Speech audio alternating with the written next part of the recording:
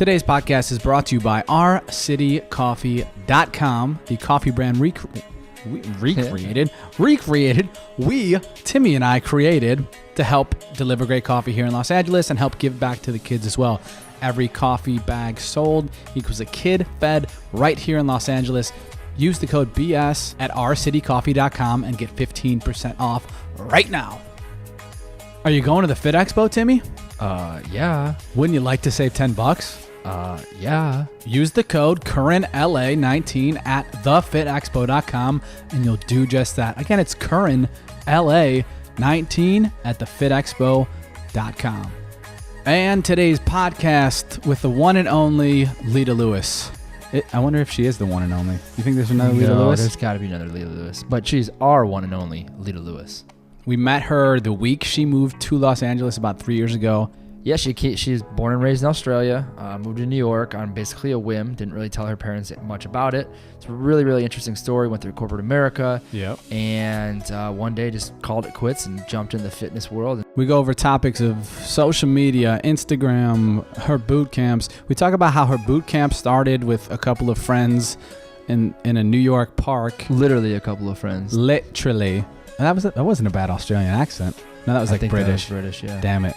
But she started with those 2 or 3 people boot camps, grew them to like 40, 50 people, started traveling the country doing them, all while building a business through her social media platform and being her authentic self. We also talk about how she decides what brands to work with, the whole R. Kelly controversy that's going on right now. Which she actually received a little bit of backlash from her post regarding the R. Kelly documentary. She did, and a whole lot more. We thank you for listening and hope you enjoy. Cameras rolling, ladies and gentlemen. Lita Lewis. On another rainy Los Angeles day. Wait, you've done this all week and it's been nothing but rain, right? Yep. Yeah. Yeah, it sucks. I know. It's so unlike us. I know. Right? This is not normal. Yeah. No, we had family come out too from Florida, and it was work most of the part. Yeah. Part of the part. Yeah. And he came out and we're like, sorry, like right away, because we knew it was going to be crappy weather, and It kind of sucks, but to be completely honest with you, I don't mind it. I'm one of those people that if it was up to me, I'd be doing rain dances outside of the front yard because I think California needs it. So I'm like, if we get like 4 days of it this week, then let's just take it because I'm sure we're going to go 6 months without a drop. Yeah. I like it too, but I just feel like the rain. Like I slept until like 7:15 today. Oh, yeah. For sure. Which is late for me. I was trying to clear my schedule. I'm like, calling my clients, you sure you want to train? Yeah, right? Because I don't care if you can. Yeah, right. Yeah. One of the times where you're like, oh, it's okay if you cancel. Yeah, Yeah, absolutely. Yeah. Yeah. It's different with the rain. So, Lita Lewis. That is me. That is you. When did we meet? Like 2.5 years ago we met We met, Lita? I think, like the weekend it's you been moved longer here. than that. Like the weekend How you long moved here. Oh, really? Yeah, how Oh, long that's We were right. at that Kevin Hart Move with Heart event. Yes. Oh, okay. I don't even think I was living. No, I was living here. It was You right just then. I moved was in. super fresh. Yeah. Yes, my 3rd year anniversary will be April 1st. Okay. Yeah. So this is right That then. makes sense. Yeah. Yeah.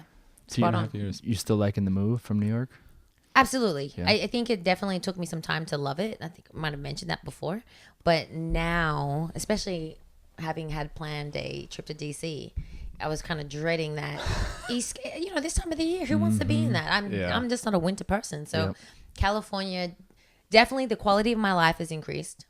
I feel I'm just genuinely happier all year round versus like seasonal depression. Yeah. And yeah, so the move has been like A+.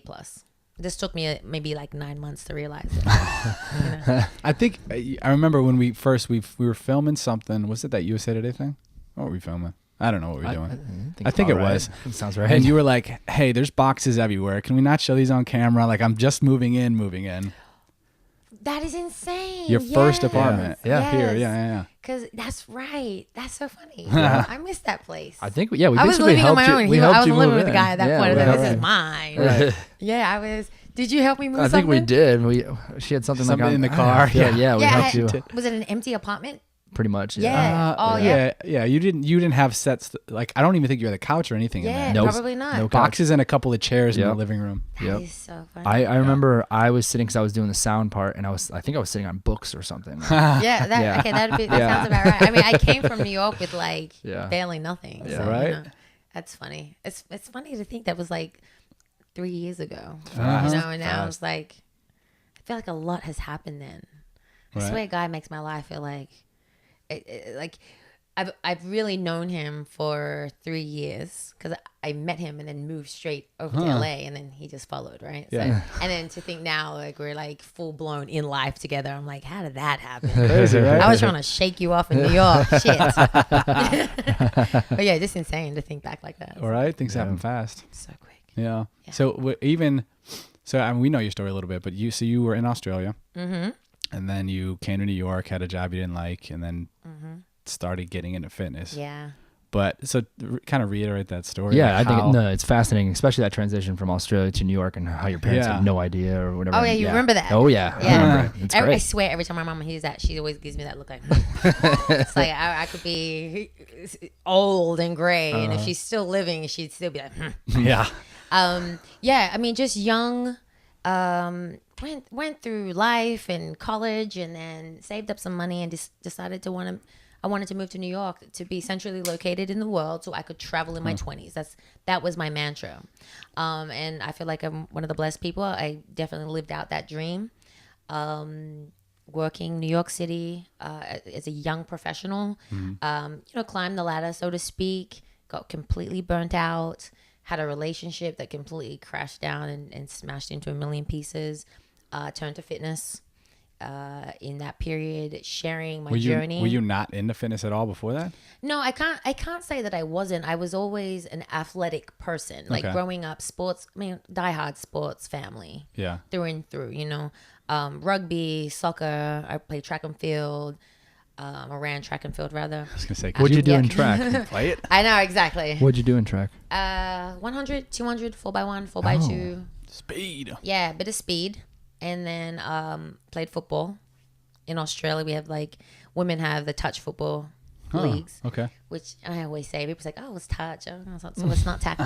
I'm like, sure, it's touch, but you have to see it and understand the game to realize it's pretty badass. Yeah, sure. It's just nothing but constant movement. And that was so much fun. So I've always been an athlete. I like to say that. Yeah. But moving to New York and adapting a whole nother lifestyle didn't mean that I was constantly working out or, getting to the gym a couple times a week was to me like, yay. And then that was elliptical work. I became one of those cardio queens. And I dread saying that.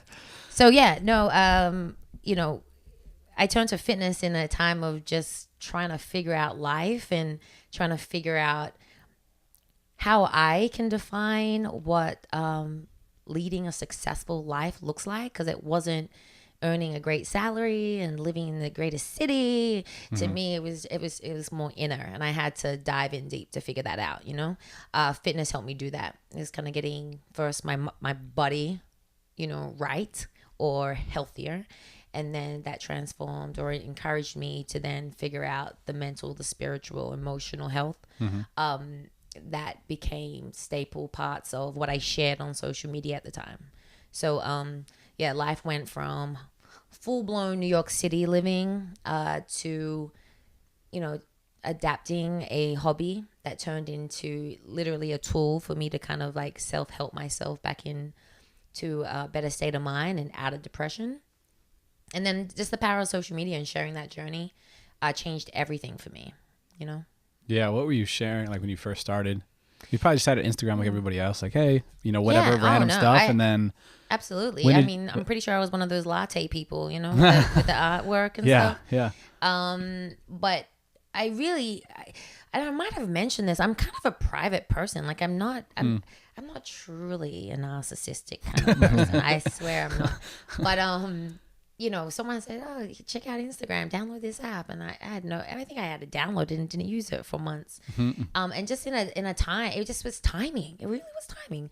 I found myself, I worked crazy hours. So the only balance that I could find was just outside of finishing work and that would be a crazy hour, sometimes 8:39, 9:30, and I would literally haul myself to the gym before heading back to Brooklyn to go home. And then, you know, my whole life was outside of work was kind of gym related.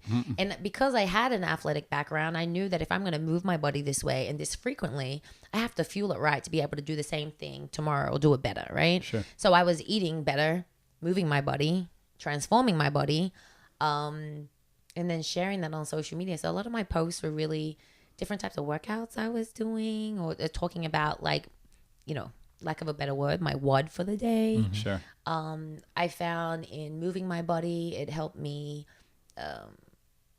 become more awake to what was happening internally. So kind of like my mental health and my spiritual health were then surfaced, and then I had to deal with that, because I tell especially young people all the time, I don't define health by what I see in the mirror. Like, if I'm not mentally strong or emotionally stable and all these other things that I think really are factors into defining what true health is, then I'm not healthy. Sure. I may look amazing, but like, what does that mean if you're still going home crying yourself to bed at night? You know? Right. Yeah. So, you know, having worked on this body and it was transforming and rather quickly, I realized just that I was still going home and I was still like super sad and super unmotivated and faking a smile. And then I said, oh, I'm like fucked up here, man. Like, what's going on? So I started reading a lot. I became that person that was creating multiple vision boards. You know, positive affirmations on Post-its were all around my apartment, like literally, very cliche, but in the bathroom mirror, on the front door, in the kitchen, on the fridge. And all these little things started literally changing my life.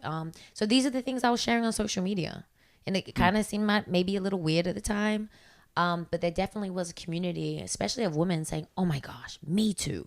Oh, that's fantastic. I'm going to do that. I'm going to do it this weekend. Yeah. And it really started to change sort of my perspective on what it was to be influential, you know, and being more responsible for what I was sharing. How long ago was this? Especially, I want to say it really started to become very aware to me back in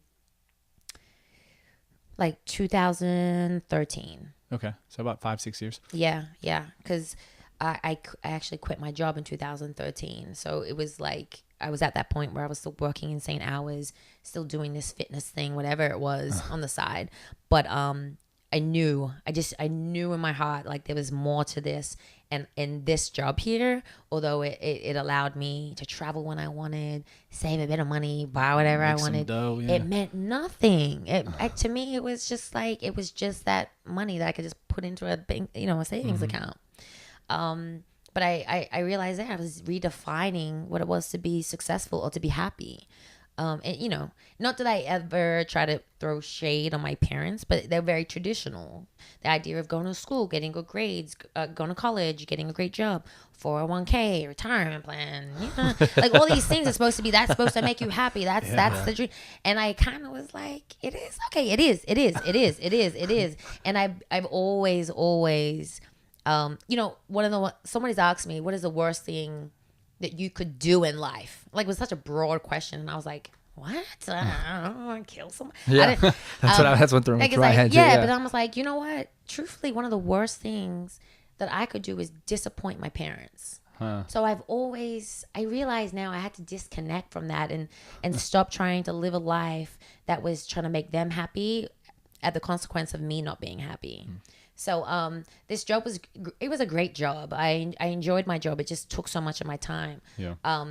So I totally forgot what we were trying to circle back to, but it was a crazy job, and I was working crazy hours. And so really, fitness was just my balance and trying to find or redefine who I was and what made me truly happy.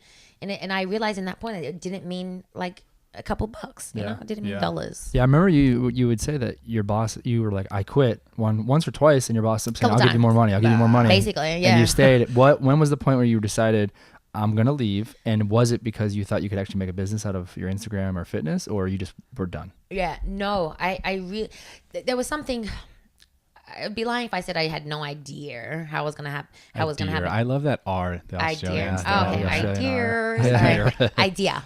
I don't know. But I just knew there was gonna be a way. I had no plan, but I just knew it was possible. But it all clicked truly when, just when it's like you've just hit that point and you feel nothing. It's numb. Like nothing's gonna change your mind. Nothing. And I remember just having that moment in my office. I remember it that day when people calling my name, my boss calling my phone, cell phones buzzing, and me just like I was just staring at the ceiling, fighting back tears, going, oh, how, and having some type of anxiety attack, like how the fuck do I get out of this office? And I just knew. I said, I've got to go. I don't care about anything. I've got to go. So I mean, that's the day I quit. Yeah. And then I guess the face, I don't know what it was, but I remember when like my boss he saw it and he was like, and I said, I'm done. I've got to go. And he just said, instead of fighting me, he's just like, I know. Like, you know what I mean? Yeah, so it's kind of like, he knew I was just, I think that he knew that I was sort of transforming into something. There was something else outside of this job. And in hindsight, I like to think that he was always sort of supportive of that and he knew it was going to get there, because he insane person, but, a phenomenal businessman. Yeah, sure. So learn a lot, Yeah. So when do you start realizing, because you quit, you probably have a couple of bucks in the bank, but you don't have any other source of income at that point, do you? None. Zero. So you're rolling the living dice. In Brooklyn. Yeah. Living in Brooklyn. Dolo. So dolo. Uh-huh. And that was also pretty new because I had sort of split up from a boyfriend that I'd been with, who I'd been best friends with ever since I got to New York, and who I'd been with for almost 3 years. So how I defined just my life or even my personal life was very much with him in it, his friends and his family. It was a lot. So at that transition was a very scary time, but I honestly don't remember feeling fear at the time. I don't know how to explain it. Like now in hindsight, if it was like a sister or one of my best friends in that same predicament, I'd be like, damn, girl, I got you, whatever. But in that time, I remember just thinking so elated, so light, so like, I have no freaking idea what's going to happen, but it's going to work out. It's okay. Yeah. And maybe I have the luxury of saying that because I did have a little bit of a cushion of savings. Because a lot of people say, well, how do you do it? Because I'm a single parent of 2 and I hate my job, but I want to quit. And I'm really quick to be like, wait, hang on.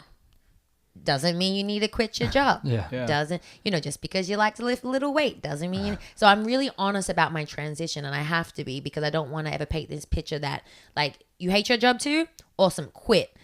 Be a trainer, get a certification online. Like there's a lot of things that come into play when you're making that transition.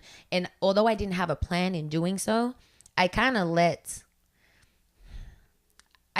was really open to receiving opportunities, but without sounding too corny or cliche, like I definitely was manifesting that shit in my life. Sure. Because the vision boards were up there, and some of those goals that were written on that vision board would be like, as I'm writing it, this is fucking ridiculous. I would never do it. Like, oh, this is crazy. But I'm putting it out there. I'm gonna follow Oprah's like instructions, and it's gotta be insane.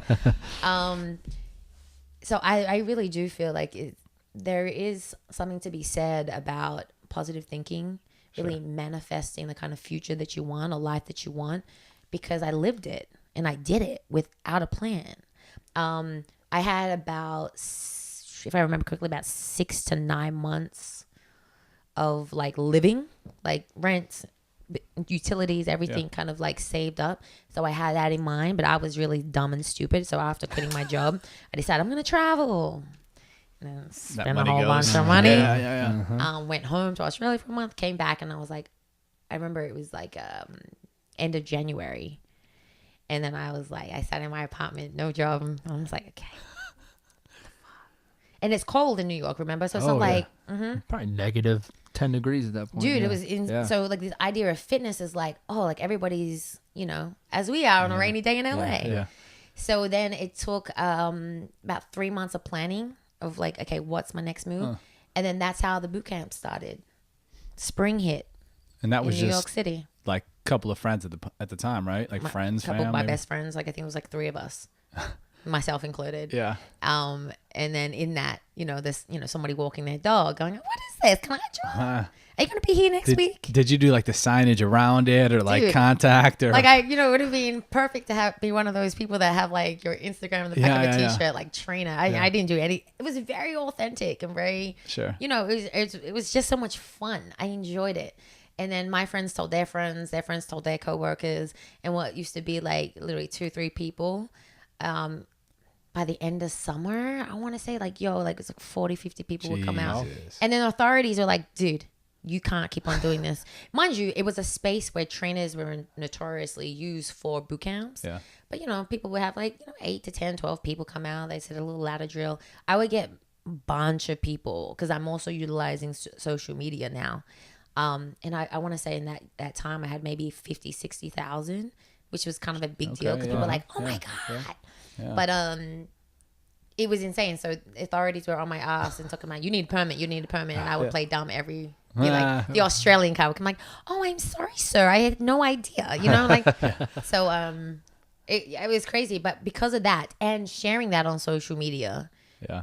And I might have mentioned this to you guys before, but then, Dallas were like, come here, Houston, Atlanta, Philly. They're like, I want to train with you. I want to train. Come. And I was like, I can make that happen. Yeah. Fly out there. Yeah. So it's just crazy. Now I think about it, I didn't have a plan for it, but it happened authentically.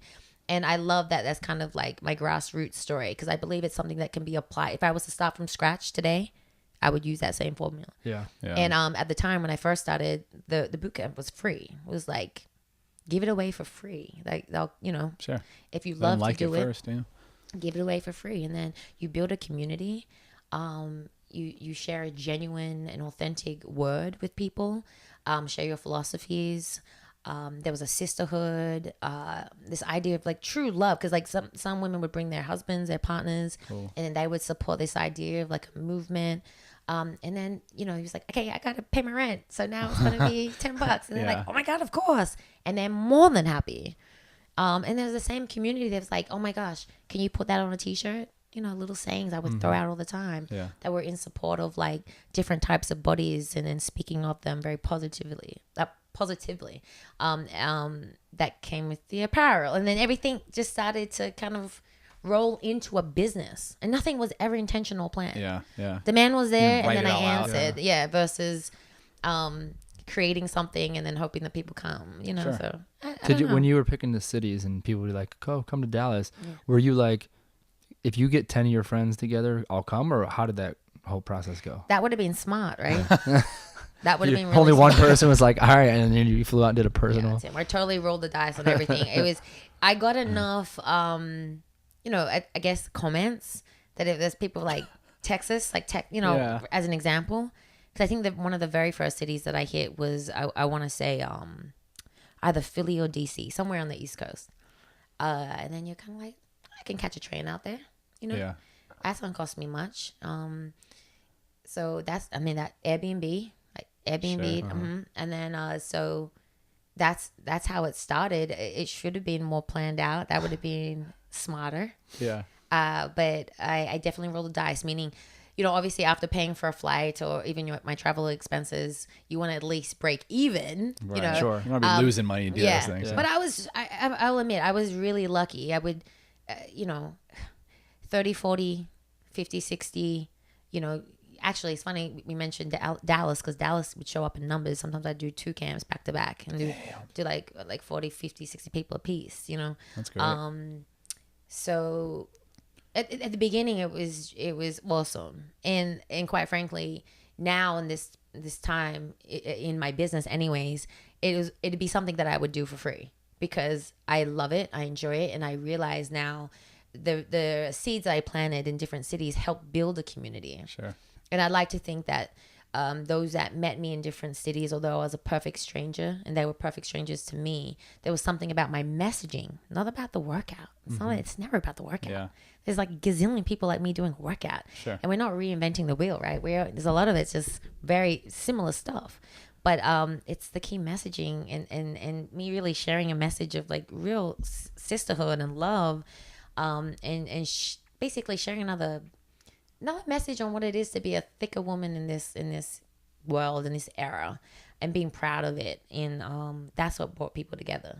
And so I would never take it back. Yeah. How do you do that though? How do you get other people to buy into that message and not just you being like, hey, it's okay to be you. Yeah. But like, how do you at the camps or anytime you do any event, how do you kind of interact and let them find themselves, I guess? Yeah. Well, that's the thing. I don't have to, I don't need to sell anything to them. Really. Yeah. I don't need for them to buy into anything that I'm saying, because what I'm saying is really a real reflection of how they're already feeling. They just needed somebody to say it. Sure, yeah. Do you know what I mean? Yeah, so, you know, I've always, ever since I ran track, my body was always different than the other little Australian girls with blonde hair and blue eyes, you know? Yeah. And that's no shade to anyone. I was just built differently because I come from a different genetic pool. But because I was so different, not just the color of my skin, but my actual build, I was always ashamed and shy and insecure about that. And I had a mother who was kind of like tough love, like, you look amazing, get over it. Like, are you kidding me? Everybody wants to. I'm like, who's everyone? No one wants to look like, you know what I mean? Especially when you're 13, 14. Yeah, my mom was kind of, you know, she's a strong, thick Polynesian woman, and so very island mentality. Yeah. So we're kind of like, oh, okay, mom, beautiful. But now in hindsight, I'm so grateful for her telling me that she thinks that I'm, you know, the most beautiful girl she's ever seen, and like, look what you can do. Does anybody run the 100 like you? Can anybody lift that? And then I'm like, who really cares about that type of thing? Like, you know what I mean? But now I realize, I was badass. I wish I kind of owned it when I was that young. Yeah. So now as a grown woman, having gone through my own personal transformation about really redefining self-love, and finding, pulling myself out of depression that was really bad.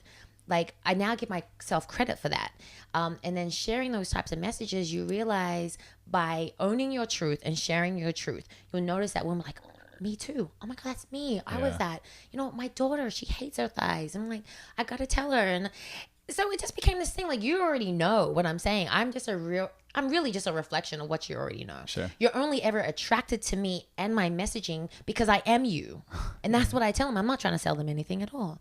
I like to think of myself as just someone that found the bravery to say, I freaking love my thighs. My thighs can lift 315 off the ground.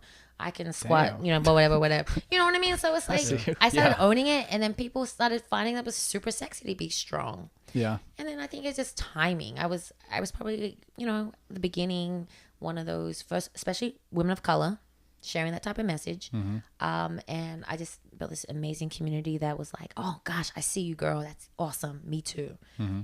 CrossFit also took a factor, sure. Because at the time, people now watching the CrossFit Games, they're seeing women that like, holy, that's insane. Yeah. And then there was like social media influencers that are like, thick is awesome. And then all of a sudden people are like, I don't care about being super skinny. How do I build legs like yours? Uh-huh. So there was like that type of imagery in mass media finally that was kind of like sharing something different. Yeah, it's totally different now than it was 5-10 years ago. Oh. Like how people want to look, how they feel, what you're seeing.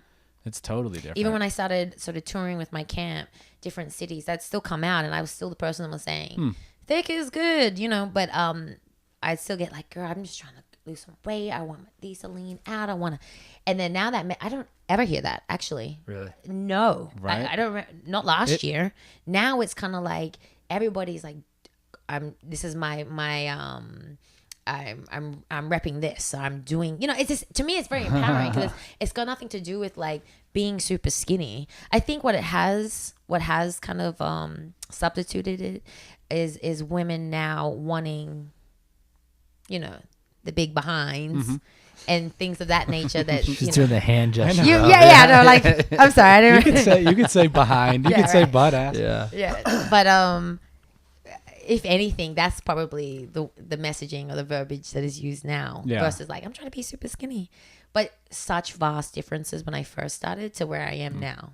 Yeah. I don't think anyone dare come up to me and say, yeah, girl, I'm trying to have skinny legs. Right. Who the fuck you're talking to? Right. You're wearing a thick thigh save life shirt. Yeah.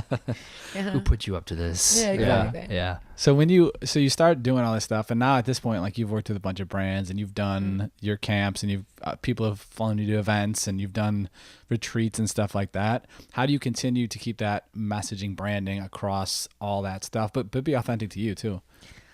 A question being, how do I do it? Yeah, like how, like because I don't know, brand X comes to you and says, hey, I want you to do this, but try to keep it authentic and in your lane. Or are you pretty? I mean, I guess, are you pretty selective with obviously who you work with, but even messaging when a brand comes and says, I want you to do something for me. Are you like, all right, well, here's how I want to say it. Yeah. If you don't like it, I'm out, or what? For sure. I think what's really, and maybe I've just been really lucky to work with different brands on different campaigns, but for the majority, they'll say like, we're approaching you because we love your key messaging. Sure. Here's the campaign. Here's the product. Would you use it? I'm like, oh my gosh, I'd use it every day. Perfect. Yeah. It's always going to be authentic. Sure. And then saying, we'd love for you to put this in your own words, which actually goes through an approval process. But I've never been given if someone wanted to work with me and said, can you post this paragraph to your account and then post it? That'd be great.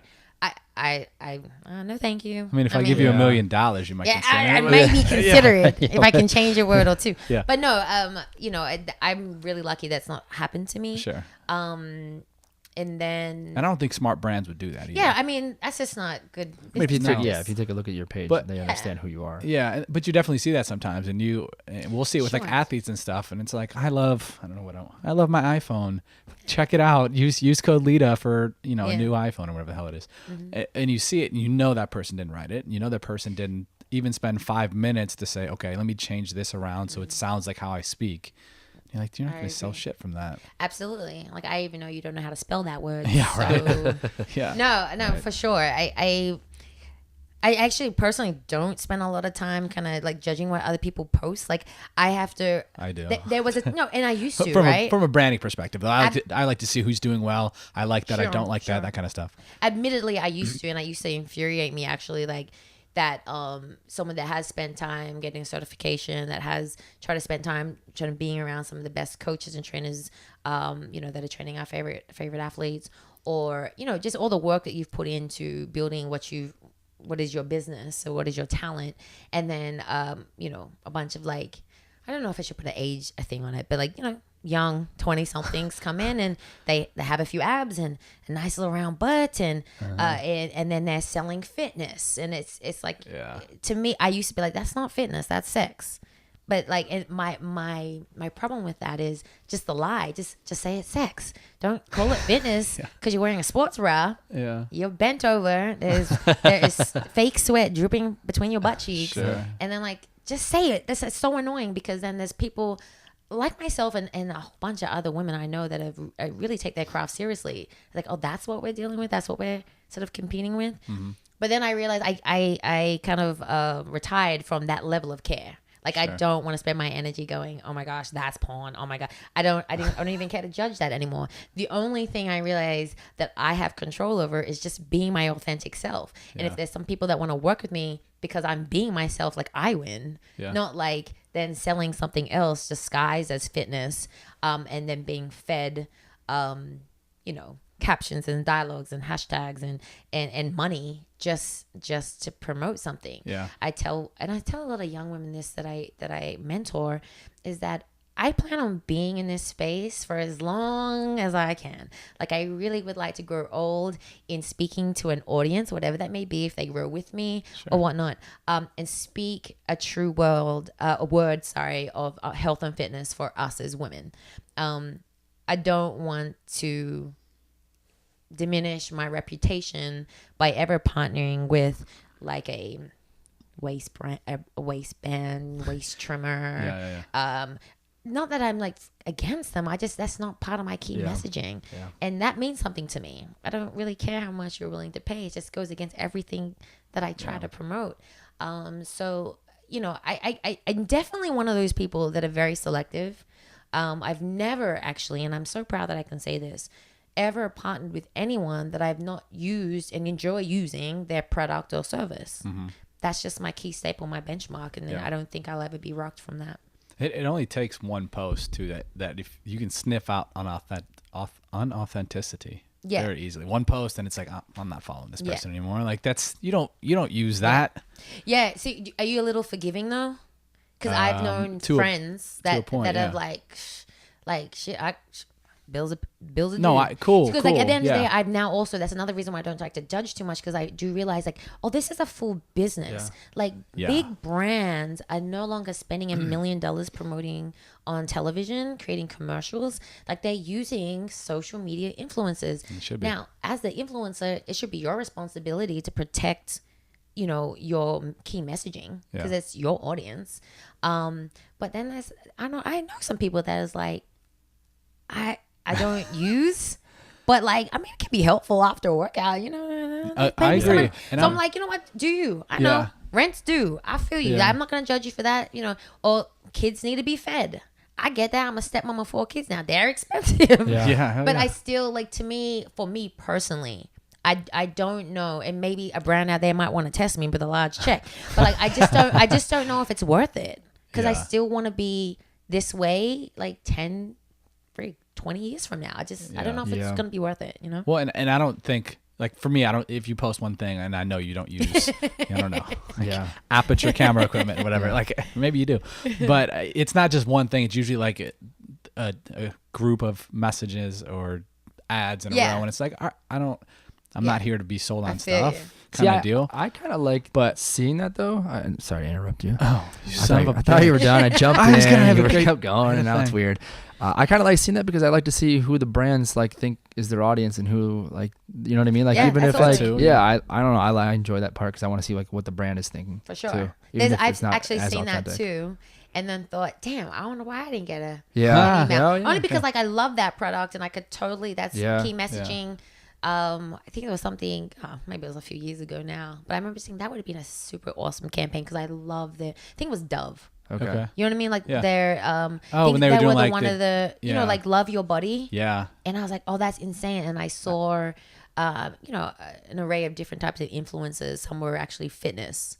And I was like, that would have been cool to be a part of. And I'm like, I need to. Do you ever reach out to, like, when you see like a brand working with someone, you think that? Dude, I suck at that type of thing. Why? No, I really do. Yeah. Honestly, I've had my fair share of working with some really great reputable brands. And I can tell you honestly that 100% of them has been because they've hit my inbox.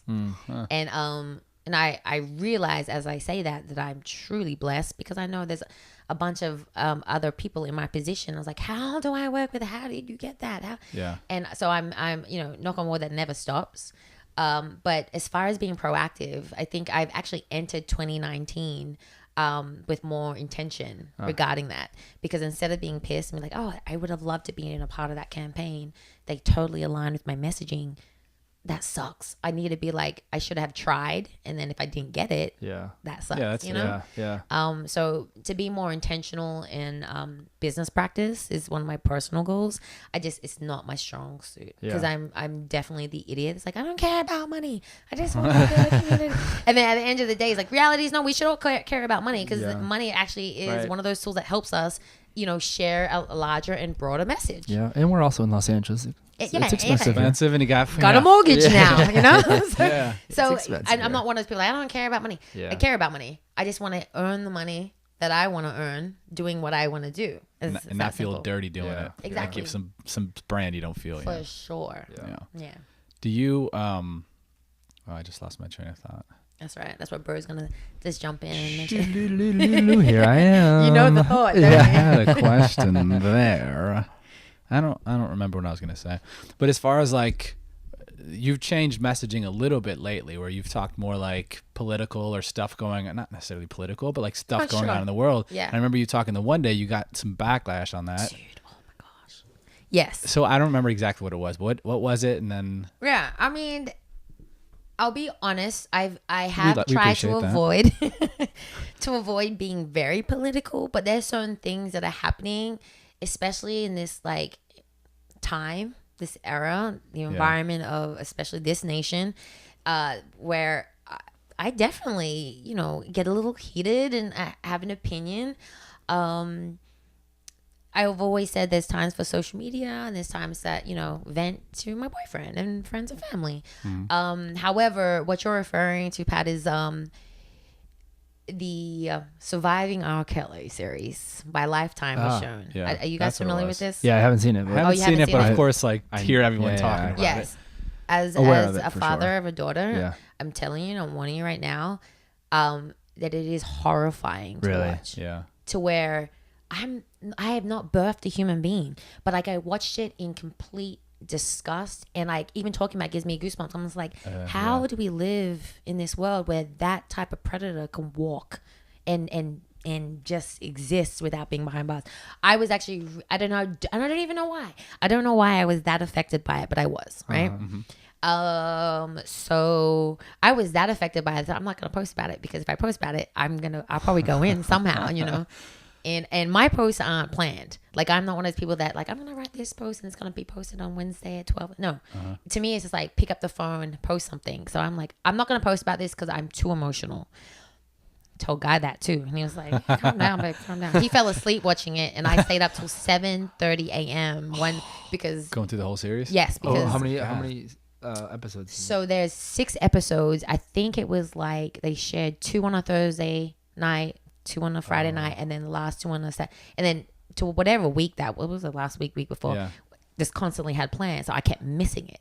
So it was when our guest left on Saturday, 2 a.m. Then I watched it.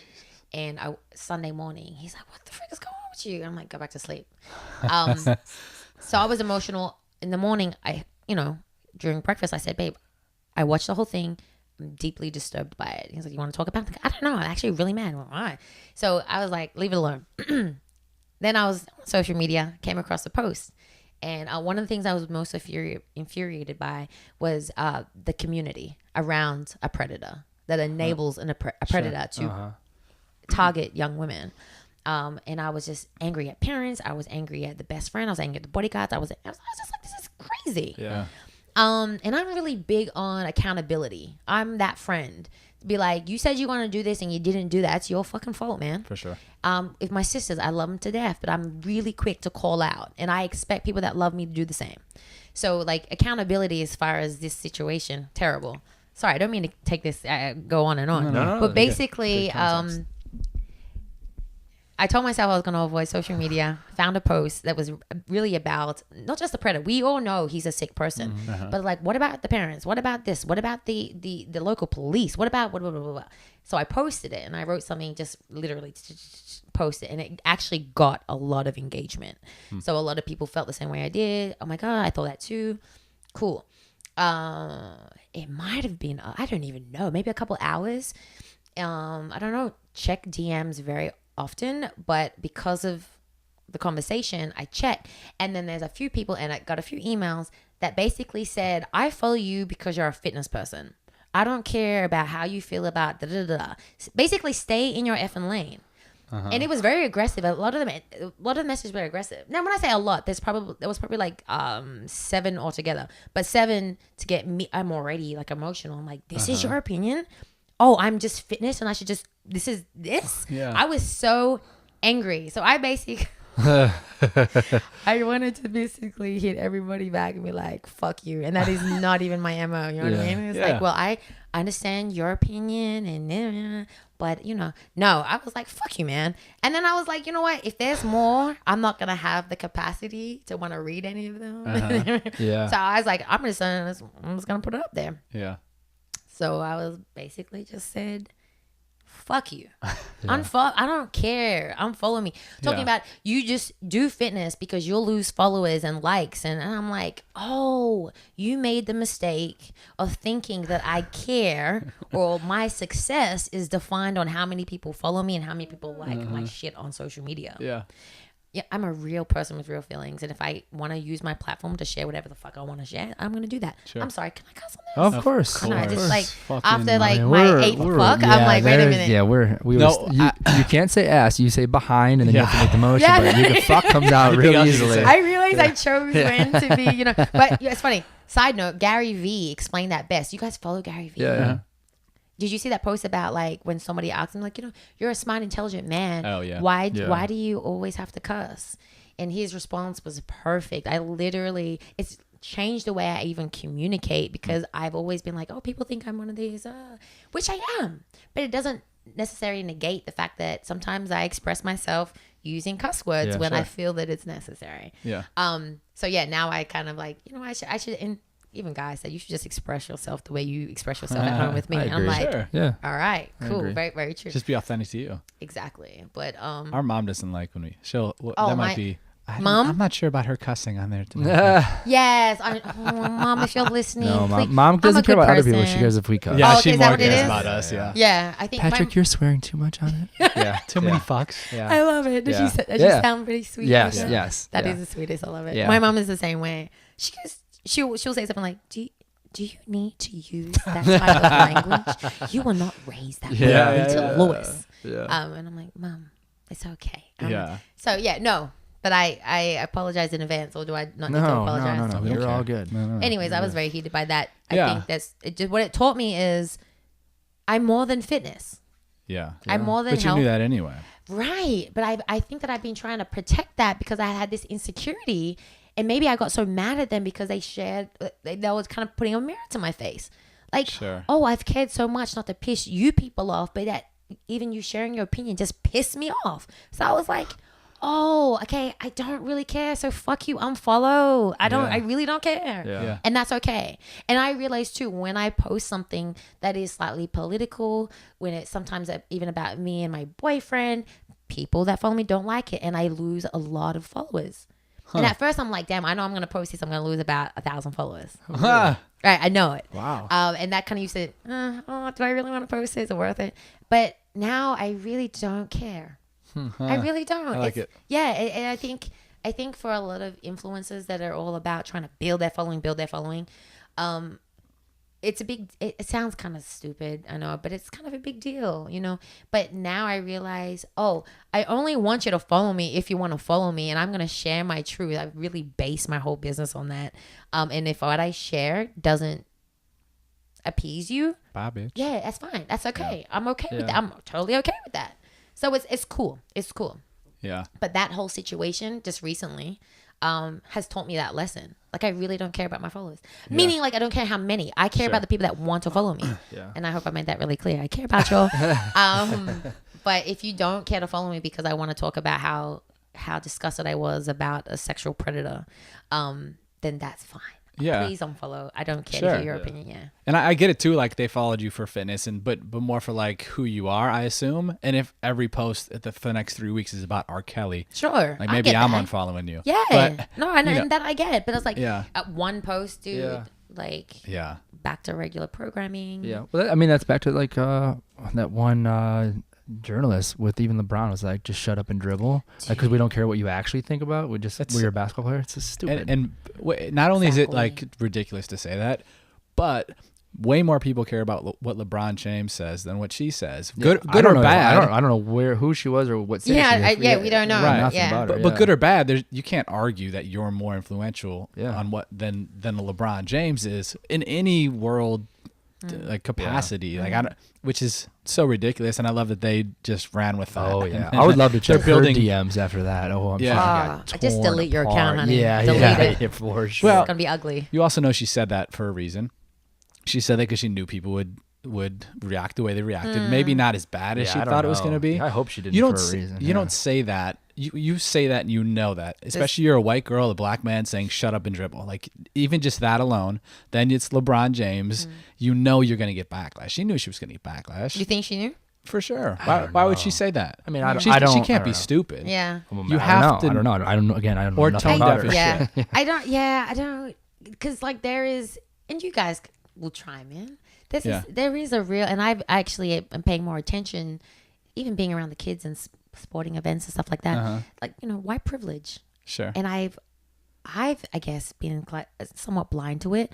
I really try not. I just live my life. I don't really. But now I live in this culture where it's kind of there, and so sometimes in that white privilege, are they fully aware, or are they just being who they are? So I don't know if I Well- could say she knew for sure that her intention was, if I say this, it's going to get a little something. Or if like you are so in deep with it, Yeah. you don't even realize. Maybe, but I also think in a case like that, whatever station it was, it's probably written on a cue card as she's reading You're right. it.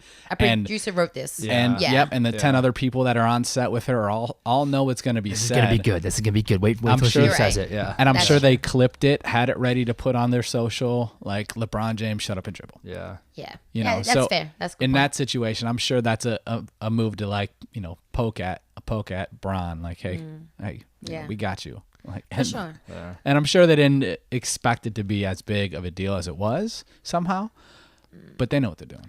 Yeah, LeBron James. It's like the And LeBron's different too. Yeah, LeBron's different than when you're LeBron most James, NBA you are guys. literally an icon of pop culture anyway. Yep, so like sure. whatever you want to say, people are gonna Oh, listen. yeah. So the And he idea dives. of these, He doesn't hesitate. He'll dive. I into know, and I stuff. love Yeah, that. it's I great. love that he's fully aware. He's of like these one of the platforms. first major guys like that who have done it too. I know. I Well, respect him. Modern whole- times. Yeah. I mean, there's like Muhammad Ali's and Oh, there's yeah, people yeah, who've yeah. done You're this right. stuff in Mhm. the past. Yeah.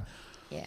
But now, especially a guy who's making money and has businesses that could be affected by everything he says. And his sponsorship deals and stuff. Yeah, he doesn't care. Absolutely, you're Yeah. right. Yeah. But he's LeBron. I mean, he can But do he's that LeBron now. James. But it's also different for a lot of other people now who, they want to say stuff or talk more, and didn't maybe 5 years ago. But now that LeBron can say it, well, why can't Exactly. Dwayne Wade or Chris Paul? Like now they have, the Yes. ability, or more people have the ability to come out and say whatever they want to say, Yeah. and I not agree. worry about the backlash as much. Absolutely. Yeah. Yeah.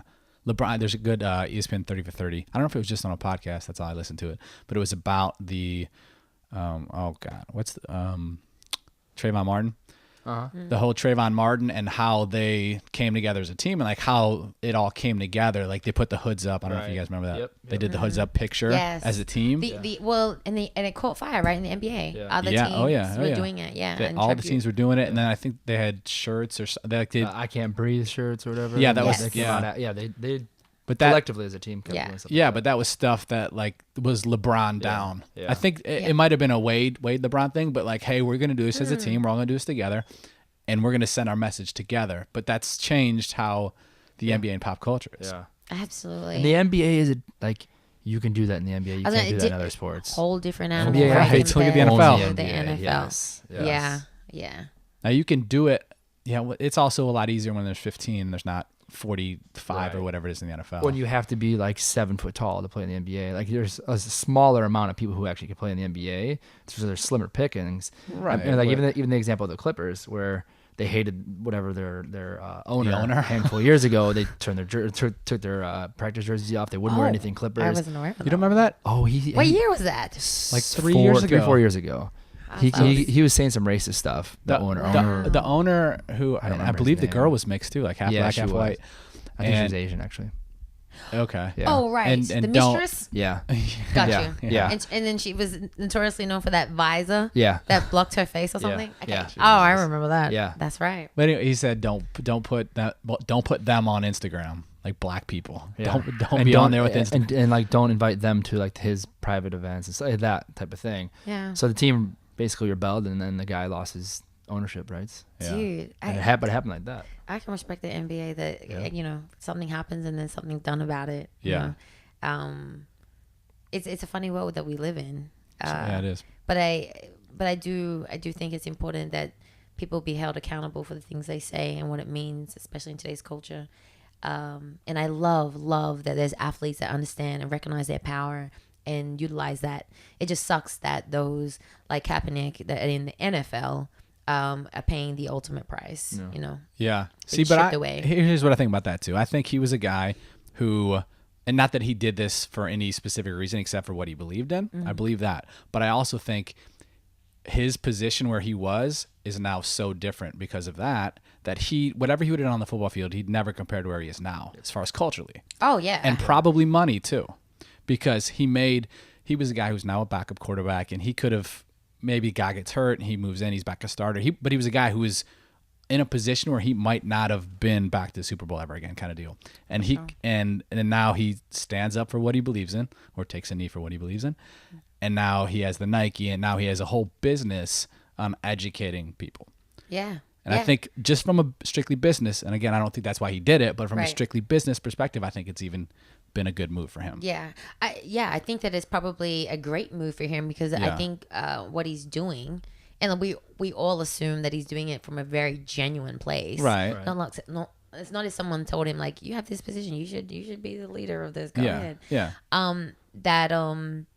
That what he gets from being in the position that he is now it has to be the most fulfilling, more fulfilling than saying playing in the NFL for what is like a 3-year average career or whatnot. I would like to think that he's proud of his movement and proud of himself and proud of all of those that have recognized him, paid attention, and that have adopted certain practices in their business or in their field. Yeah. That is a political stand against the basis of what he's doing. Yeah, and even if you didn't like what he did, which a lot of people didn't, and of course NFL lost partnerships and different things in there, but oh God, Jesus Christ! What's going on? No coffee today. It's the rain. Hold on.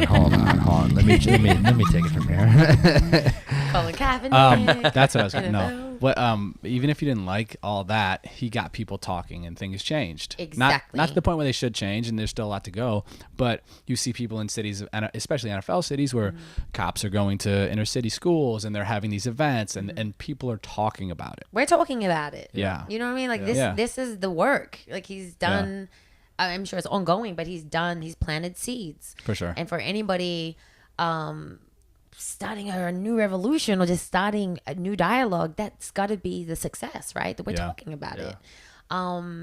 So I think that he's got to be successful, right? Mm-hmm. Even from his political stance and business, because we all know that NFL doesn't last forever, anyway. For sure. But his key messaging needs to stick around forever. You know, so I wish him and his whole movement the best. Yeah. And of course he wants to be playing, but I think. And that's what I'm saying. I've known professional athletes. I know even guys played. Oh, did he? Yeah. Well, no. So in college and just Marina Bowl, but like his love for the game, like they would do it for nothing. Yeah. And I'm even just trying to understand. Athletes have been professional, and that then their career finishes, and then they're in between in this very awkward situation. I know a few of them, and so now because I'm with somebody that has this void for competitiveness, I get now how difficult that really must be for him to have an immense and crazy talent where he can perform and execute on the highest level in the world and not be able to do that, but in replacement get to then push a message that is for more than himself.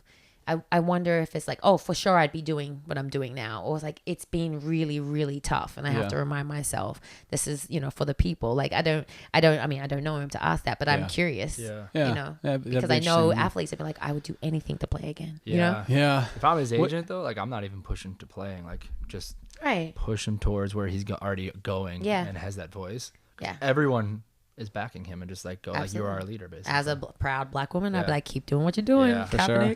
Yeah, for sure. Yeah, for sure. Timmy, anything else? Oh, that was fun, Lita. We went to a couple different places. I didn't know we were going to go, although I brought it up. But that was fun. This is awesome. Yeah, we appreciate it, Lita. Of course. Thank you for having me, guys. Of course. Thank you. Goodbye.